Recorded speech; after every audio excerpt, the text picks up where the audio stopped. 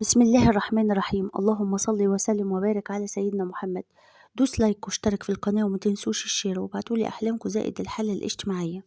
ومعانا حلم من أحمد أعزب. حلمت إني آكل فتة بالخل والثوم وكان فيها لحم كثير ومستوية وطعمها لذيذ. تفسير الحلم: يدل المنام على تفوق في الدراسة بمجموع كبير والحصول على كلية جميلة ثم الحصول على منصب مرموق ورزق واسع والله أعلم.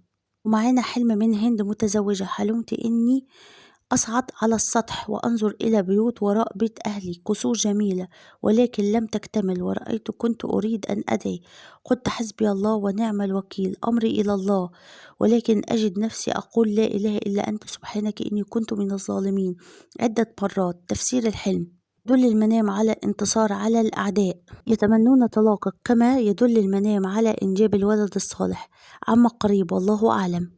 ومعانا حلم من سميرة عزباء. حلمت إني أقول لعمتي اعطيني هذا المعطف، قالت لي نعم، وفجأة دخلت على عمتي وجدتها تعطي إلى عمتي شيء وكان عندها عمتي امرأة عجوزة. قلت لها إن طلبت منك لون المعطف يكون لونه بني، وخرجت أبكي في نفسي وذهبت أقضي حاجتي أعزكم الله، وأرسلت لي معطف بني مع بنت عمتي متزوجة. قالت لي لا يوجد به أسلاك وأنا وهي ما قسناهوش.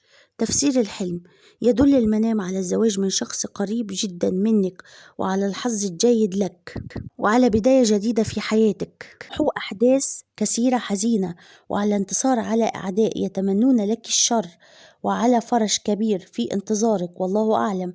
وأسيبكم على خير وابعتولي أحلامكم. سبحانك اللهم وبحمدك، أشهد أن لا إله إلا أنت، أستغفرك وأتوب إليك.